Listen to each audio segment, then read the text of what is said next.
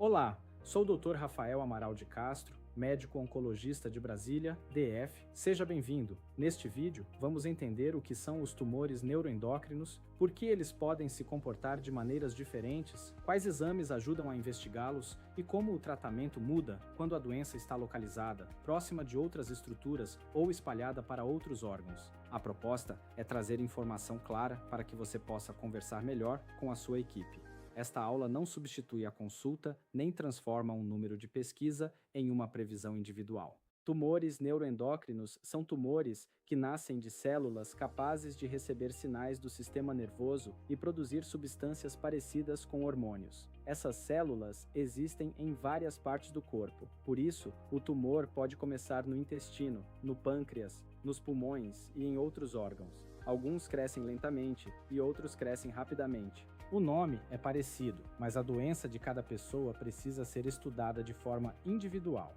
Os registros mostram que a incidência das neoplasias neuroendócrinas aumentou 5,2 vezes entre 1975 e 2021 nos Estados Unidos. Entre 2000 e 2021, foram estimados 6,9 casos para cada 100 mil habitantes. Uma parte desse crescimento está relacionada a exames de imagem e classificações mais precisos.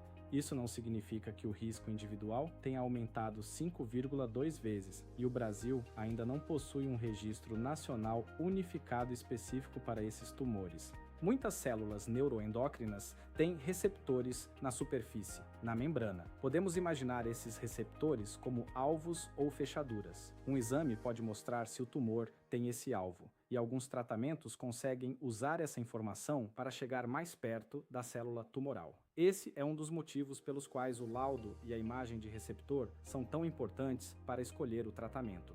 Alguns tumores liberam hormônios ou outras substâncias mensageiras. Eles são chamados de funcionantes quando essa liberação provoca uma síndrome, como rubor no rosto, diarreia, chiado, palpitações ou alterações do açúcar no sangue. Outros são não funcionantes, não causam uma síndrome hormonal perceptível e podem ser encontrados por acaso ou por sintomas provocados pelo tamanho e pelo local. Metástases no fígado podem permitir que substâncias produzidas pelo tumor cheguem à circulação e causem a chamada síndrome carcinoide. O laudo costuma trazer duas informações diferentes. A diferenciação diz o quanto a célula tumoral ainda se parece com a célula original. O grau e o índice de proliferação Ki-67 ajudam a estimar com que velocidade as células estão se multiplicando. Um tumor bem diferenciado pode ter grau mais baixo ou mais alto. Um carcinoma neuroendócrino pouco diferenciado costuma ser mais agressivo. O Ki-67 é importante, mas nunca deve ser usado sozinho para escolher um tratamento. A biópsia é o ponto de partida para confirmar o diagnóstico. O patologista observa o tecido ao microscópio e utiliza a imunohistoquímica, que é um conjunto de marcações para reconhecer as características das células. Cromogranina A, sinaptofisina e NSM1 e queratinas podem fazer parte dessa análise.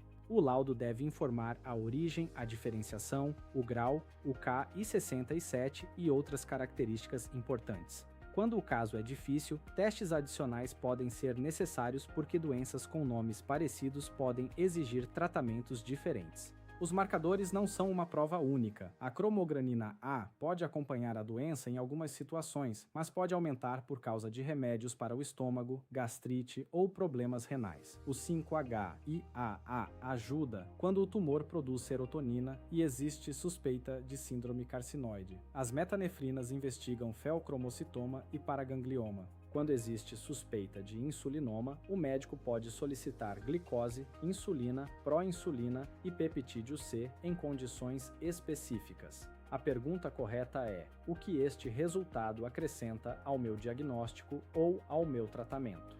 A tomografia e a ressonância mostram a anatomia. o órgão, o tamanho, a relação com estruturas próximas e possíveis metástases. A ressonância do abdômen pode ser especialmente útil para encontrar pequenas lesões no fígado. A imagem de receptor de somatostatina mostra se as células têm o alvo que pode receber uma terapia radioligante. A fluorodesoxiglicose, usada em outro tipo de PET, pode destacar áreas mais ativas ou agressivas. Esses exames não competem entre si, eles respondem a perguntas diferentes. O diagnóstico costuma seguir algumas etapas.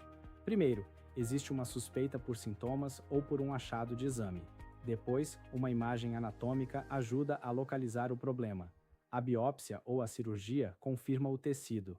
A imunohistoquímica e o KI67 ajudam a classificar. Quando indicado, exames de receptores e dosagens hormonais completam a avaliação. Por fim, a equipe reúne as informações para decidir. Um exame isolado não fecha o diagnóstico, e sintomas parecidos podem ter causas muito diferentes. Quando o tumor está localizado, ou seja, apenas no local de origem, a cirurgia pode retirar toda a doença e oferecer chance de cura.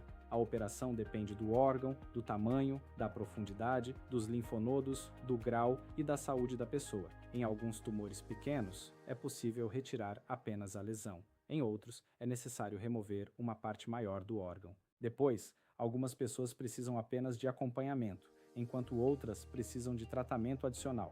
A palavra-chave é retirar com segurança e acompanhar de forma planejada. Na doença localmente avançada, o tumor pode envolver estruturas próximas ou linfonodos, mas não há metástases distantes identificadas. Nesse cenário, cirurgia, radioterapia e tratamento sistêmico podem ser combinados. Às vezes, o tratamento começa antes da cirurgia para reduzir o tumor ou controlar uma doença de crescimento rápido. A escolha é feita por uma equipe multidisciplinar que avalia o melhor equilíbrio entre controle da doença, efeitos colaterais e preservação da função do órgão.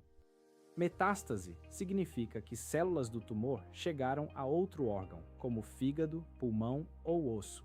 Isso muda o objetivo do cuidado, mas não significa que não exista tratamento. O plano procura controlar a doença, aliviar sintomas, proteger os órgãos e prolongar a vida com qualidade. A escolha depende da diferenciação, do grau, da velocidade, dos receptores, do volume da doença, dos sintomas e da condição física. Uma doença lenta e sem sintomas pode ser acompanhada de perto. Uma doença progressiva ou sintomática costuma exigir tratamento ativo.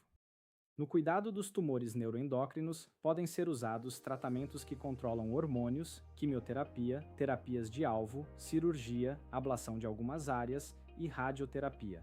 Octreotida e lanreotida podem controlar hormônios e desacelerar tumores selecionados. A combinação de capecitabina com temozolomida é especialmente importante em alguns tumores do pâncreas. Everolimo, sunitinib e cabozantinib são opções para situações específicas. Nenhum desses tratamentos é automaticamente indicado para todas as pessoas. O laudo e os exames orientam a escolha. A terapia radioligante usa uma molécula que reconhece o receptor de somatostatina. Quando o tumor tem esse receptor, o lutécio-177D, OTATATE, pode ser levado até a célula e liberar radiação perto dela. Antes do tratamento, a imagem precisa confirmar o alvo e a equipe verifica a função dos rins, do fígado, do sangue e da medula. O esquema mais usado tem 4 aplicações, geralmente com intervalo de aproximadamente 2 meses, além de medidas para proteger os rins. É um tratamento de controle, não uma garantia de cura, e exige acompanhamento cuidadoso. As novidades trouxeram resultados numéricos mais claros. No NETTER-1, aos 20 meses, 65% dos pacientes tratados com lutécio-177D OTATATI estavam sem progressão, contra 11% no grupo de comparação. A resposta objetiva foi de 18% contra 3%. No NETTER-2, o controle da doença durou 22,8 meses contra 8,5 meses em pacientes selecionados. No estudo I2211, capecitabina com temozolomida levou a 22,7 meses sem progressão, contra 14,4 meses. No Cabinet, cabozantinib levou a 8,4 contra 3,9 meses em tumores extrapancreáticos e a 13,8 contra 4,4 meses em tumores pancreáticos. Esses números descrevem grupos de estudo. Quando houver um percentual específico no estudo, ele deve ser apresentado diretamente como houve aumento de 32% no desfecho estudado, sem mostrar a conta estatística e sem usar expressões vagas. O desfecho precisa ser nomeado corretamente. A mesma expressão, tumor neuroendócrino, pode representar doenças com velocidades e tratamentos diferentes.